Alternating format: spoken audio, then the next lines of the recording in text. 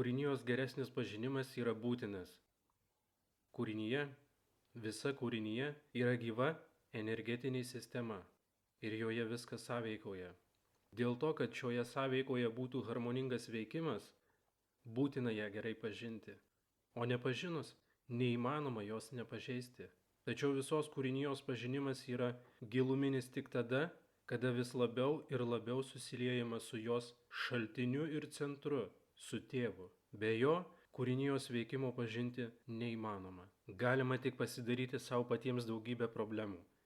Ta jau jūs, kai kurie, imate suvokti, kada matote, kaip chaotiškai ir grobuoniškai vien iš savanaudiškų tikslų yra naikinami miškai, siurbiama nafta, dujos, kaip žudomi žvėrys, gaudomos žuvys, teršiama gamta, statomi vis didesni miestai, kurie įneša dar daugiau sumaišties ir nusikalstamų veiksmų tai pačiai visuomeniai, kuri juos ir skatina statyti.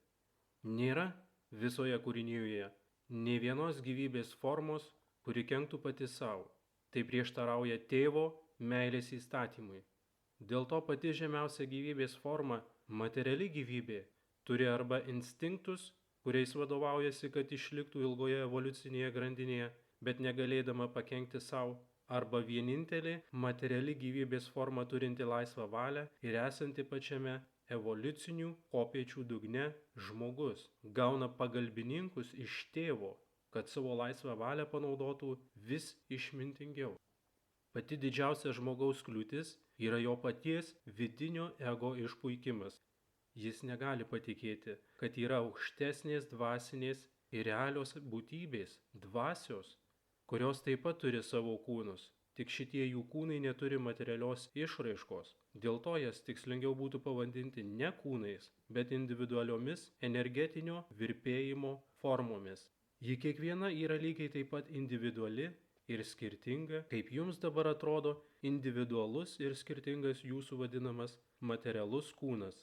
Tik jūsų dabartinis kūnas yra labai sunkus ir žemų energetinių virpesių, dėl to jūsų materialios akys ir gali jį matyti.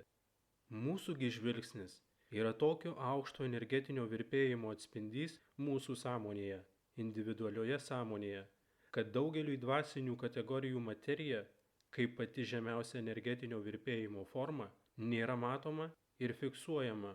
Dėl to tokie maži jūsų kūnai ar statiniai joms neegzistuoja iš viso. Todėl tam, kad suvoktų jų reikšmę jūsų gyvenime, jos turi gauti iš kitų žemesnių virpesių dvasių atitinkamą paaiškinimą su palyginimu apie formą ir dvasinį statinį, kuris yra lygiai tiek svarbus ir pasitarnaujantis joms dvasinėme lygyje. Kadangi jūs tokių dalykų suvokti savo protu negalite, o savo akimis taip pat nematote, tai ir netikite, kad yra aukštesni dvasiniai jūsų pagalbininkai, kurie yra tikri, realūs ir veikia jūsų labui.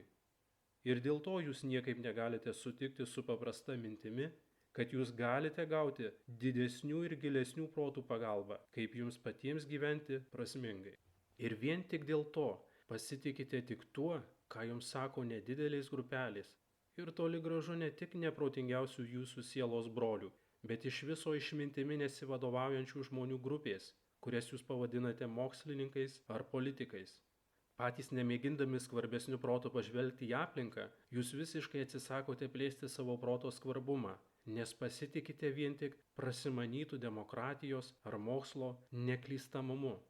Tokia kryptis veda į jūsų išsigimimą, nes jūs kaip individai nustojate augti savo pačių veikla, individualia kūrybinė veikla.